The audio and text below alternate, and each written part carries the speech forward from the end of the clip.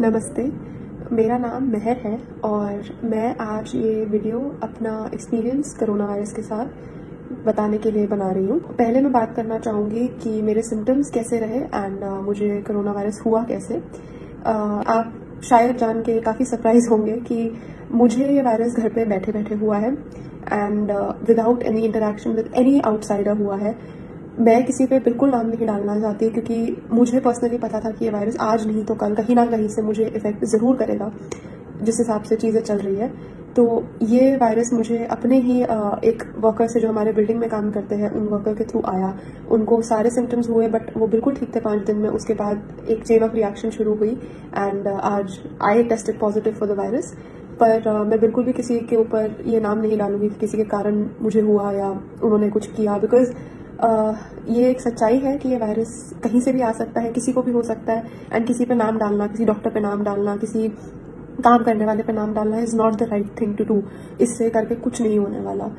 Symptoms की बात करें तो जो पहला सिम्टम मेरे हिसाब से जो था, जो नॉन फीवर रिलेटेड था, मेरे मुंह में 25 मई को एक बहुत कड़वा टेस्ट आया, एक बहुत ही मेटालिक बिटर टेस्ट आया।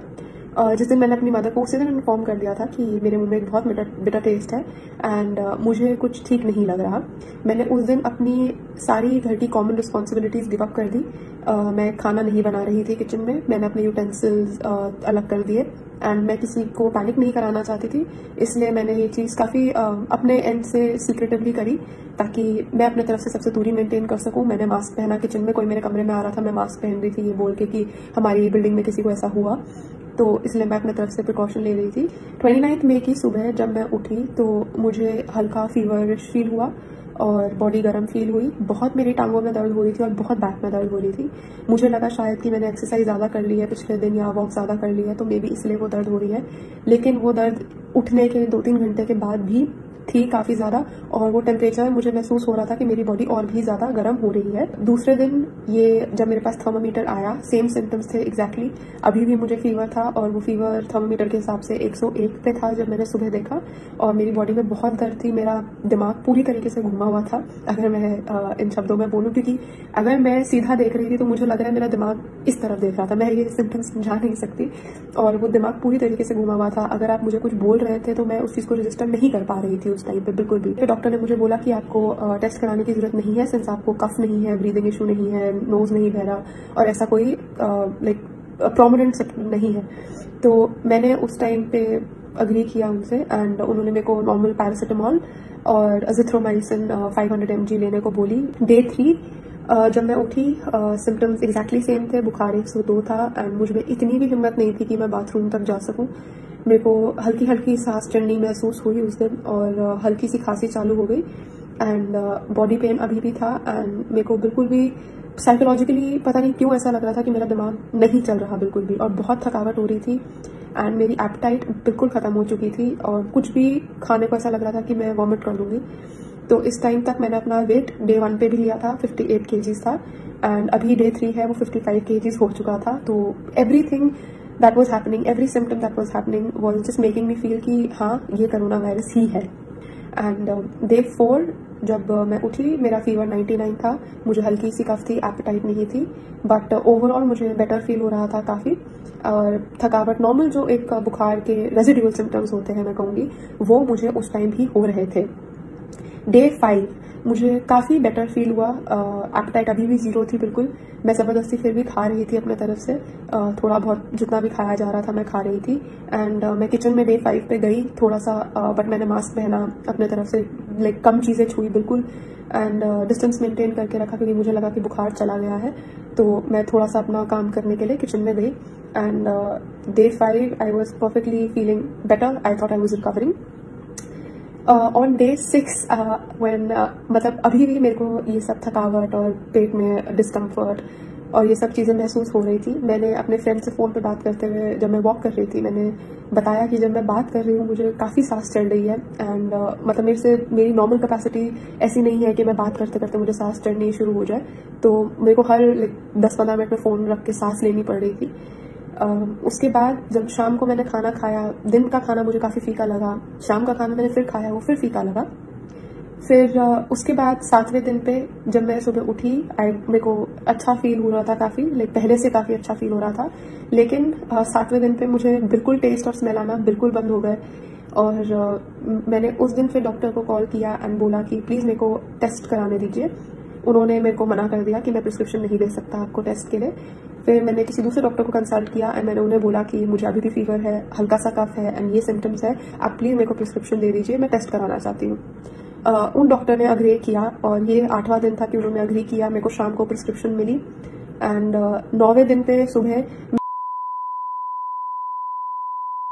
ये प्रिस्क्रिप्शन अपलोड करी और अपॉइंटमेंट ली नेक्स्ट डे की, जो एक सैटरडे था। नेक्स्ट डे की मैंने अपॉइंटमेंट ली और उनका ईमेल आया सब कुछ सबमिट करने के बाद कि हमारी टीम आपसे कांटेक्ट करेगी। ऐसा नहीं है कि मैंने सबमिट की और कंफर्मेशन मिल गई मेरे को, बिल्कुल भी नहीं हुआ ऐसा। 11वें दिन पे हमने उनको फिर से फ़ोन करे और उन्होंने कॉल उठाया और कंफर्मेशन दी कि आपका जो एप्लीकेशन थी वो रिव्यू हो चुकी है, आप नेक्स्ट डे पे सुबह 11 बजे टेस्ट के लिए आ जाइएगा। तो 12वें दिन पे 3 दिन एक टेस्ट के लिए कोशिश करते करते 12वें दिन पे मुझे टेस्ट करने का मौका मिला। एनीवे 12वें दिन सुबह 11 बजे मैंने ड्राइव थ्रू टेस्ट बुक किया था। मैं गाड़ी में गई और टेस्टिंग प्रोसेस काफ़ी सिंपल था। उन्होंने मेरा नोज से स्वैब लिया और थ्रोट से स्वैब लिया और बोला कि पेमेंट कर दीजिएगा और आपको अगले 24 से 36 घंटे में आपकी रिपोर्ट मिल जाएगी। उसी रात 11 बजे 12 घंटे बाद एग्जैक्टली मेरे को मैसेज आया कि आपकी रिपोर्ट तैयार है एंड मैंने रिपोर्ट खोली 12वें दिन पे रात को। तो उस रिपोर्ट में था कि आप पॉजिटिव है एंड टू बी ऑनेस्ट मैं इस पॉइंट पे शॉक नहीं थी बिल्कुल भी, क्योंकि मैंने ऑनलाइन जहाँ तक पढ़ा था मेरे सारे सिम्टम्स कोरोना वायरस वाले ही थे और मैं अपने तरफ से सारे प्रिकॉशंस ले रही थी इस पॉइंट तक कि ये चीज़ आगे ना पहुँचे। बट आज डे 14 है, लाइक टेस्ट होने के 2 दिन बाद। मैं पिछले 5 दिन से कम्प्लीटली रूम के अंदर हूँ। उससे पहले भी रूम के अंदर थी बट कोई मेरा दरवाज़ा खोल रहा था और बात कर रहा था मुझसे, बट वो भी कम्प्लीटली बंद हो चुका है। तो 5 दिन हो गए हैं मेरे को कम्प्लीट आइसोलेशन में एंड डे 14 है। आज के जो मेरे सिम्टम्स हैं, I still have no taste, no smell. मेरी एपेटाइट थोड़ी सी वापस आई है बट अगर मैं कुछ खा रही हूँ अभी भी मेरे को काफ़ी उल्टी जैसा फील होता है और अभी भी काफ़ी थकावट है, बट उसके अलावा मुझे कोई सिम्टम नहीं है। और ये डे 14 है, जिस दिन से फीवर चढ़ा था उस दिन से लेके आज डे 14 है। और coming to the third thing, government ने क्या इनिशिएशन लिया ये जान के कि मुझे कोरोना वायरस है। मेरे को हेल्थ डिपार्टमेंट से फ़ोन आया लाइक उसी नेक्स्ट मॉर्निंग जब मेरे को टेस्ट मिला 12वें दिन पे। 13वें दिन मॉर्निंग मुझे फ़ोन आया संडे के दिन कि मैम आप ने क्यों टेस्ट कराया, आपके क्या सिम्टम्स है, क्या आपके पास एक अलग बाथरूम है, आपके घर में कौन कौन है, क्या आपको पता है आपको कैसे हुआ। एंड मैंने वो सारी इन्फॉर्मेशन उनको प्रोवाइड करी और उनसे पूछा कि मेरे को आगे क्या करना है।